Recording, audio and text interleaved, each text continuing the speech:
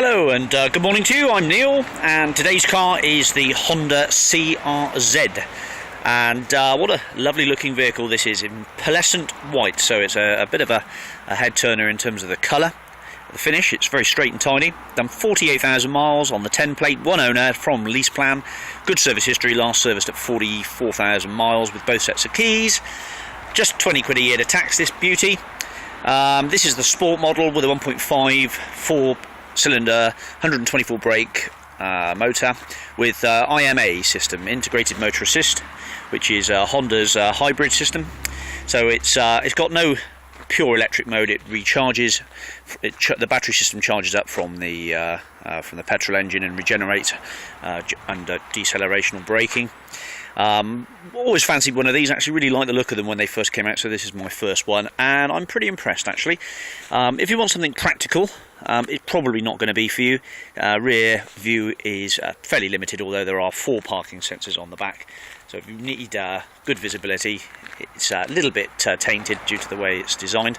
But if you want something that looks pretty smart and funky with the hybrid system, with a decent turn of speed and an exciting drive as well, bearing in mind this is a 6-speed manual car, so most other hybrid cars are automatics like the Prius and the Insight. This has got the 6-speed box with a manual and clutch, and the clutch is all great. The gear change is really nice as well, close ratio gearbox, very nice positive performance.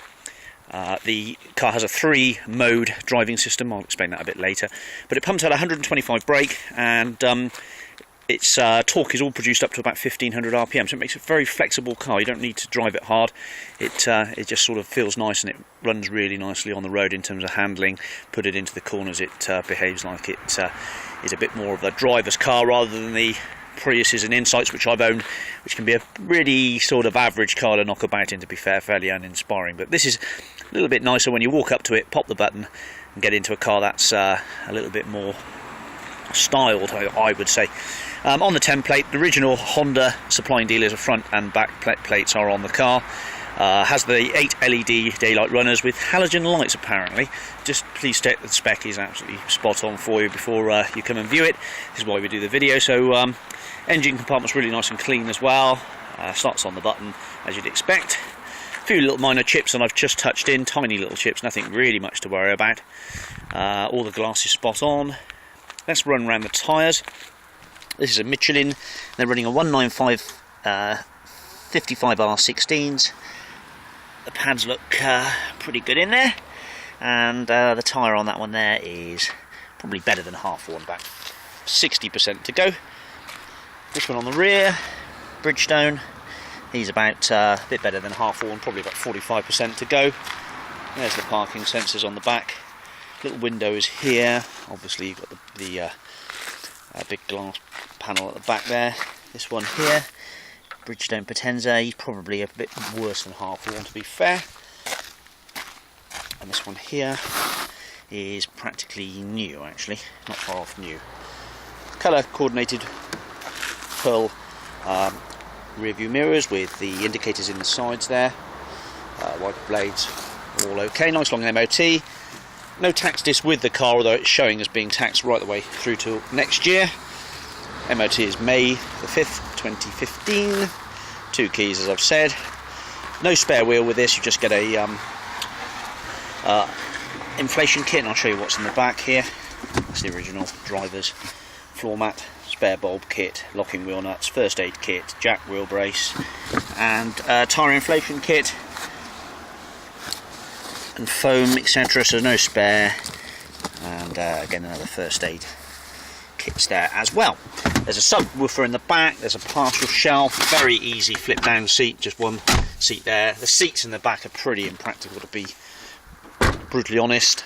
You won't fit anything like a proper sized person in the back unless the seats are right up forward. I'll just show you that in a moment.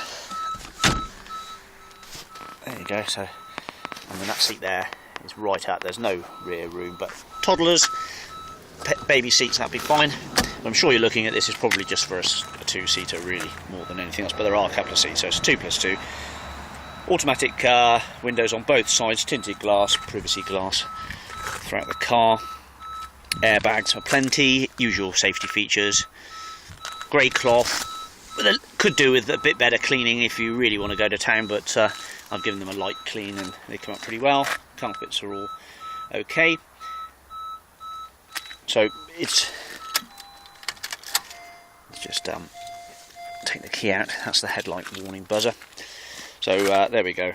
Standard key which you use to get in the car. So let's I'll tell you what we'll do. We'll just go and have a look at the documentation a second. Right then, documents for the Honda. One owner lease plan. Reg date is 30/07/2010. It's a CRZ Sport I VTEC IMA hybrid 3-door alternative fuel car, 117 grams per kilometre, and that's £20 a year to tax it. The MOT is valid until May the 12th, 2015. Was there any advisories? Pull that off. Slight pitting, corrosion to rear brake discs, so I don't worry too much about that.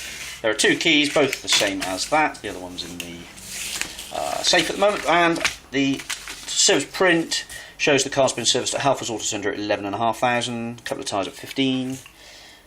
308. In fact, those are all duplicated. Inspection 2, which isn't stamped in the book, I don't think, at 26059 at Prestige UK Leicester. There's another service here on the 20th of the 6th 2013 at 35k at Prestige UK. There's another service here which I think is in the book at 46089, so that's a couple of thousand miles ago, and it's listed as Hendy Ford, but we know that as a Honda dealer stamp in the book. Paint code is L520 IMA Sport. So nice printout for the service history. Oh yep, some pads have been replaced late 2013. Ooh, there's the MOT, there's the MOT there as well. Like to see that, it's always nice to see, especially from lease plan. Good fleet operator. There we go then, there's all your bits. Back to the car. Right then, welcome back. You have to excuse my feeble effort of getting in and out. I just had an operation on my knee, so it's a bit stiff at the moment still. Right, okay, so in the car here, very pleasant place to be actually. Really nice dashboard layout and steering wheel, which is fully adjustable up and down and in and out. You put your key in, you've got your start stop button there. You put your foot on the clutch, which it tells you to do.